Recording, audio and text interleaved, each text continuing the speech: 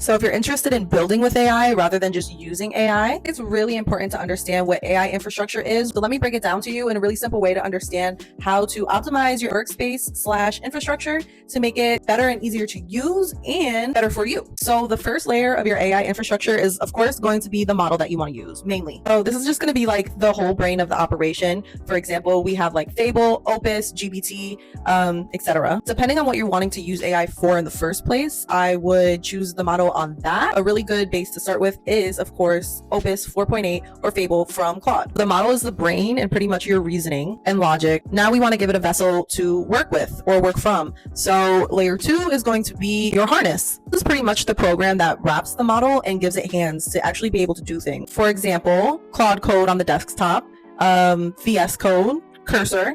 The harness pretty much runs the loop while the model is thinking. The harness lets it act and then feeds the results back. This is what's turning your chatbot into an agent. Your next layer is going to be like tools and MCPs. And the last layer is going to be context and memory. This is going to hold everything together, pretty much be a persistent layer to keep feeding back the AI information on like what you're working on, who you are, what your goals are. So instead of reiterating this every single session, it has a base to look at. So for homework, go learn about how you want to set up your AI infrastructure. And a good first base to start with is the 4 layers that I mentioned. 1, model, 2, harness, 3, tools, and 4, memory and context. That's learning the stack instead of just learning a chatbot.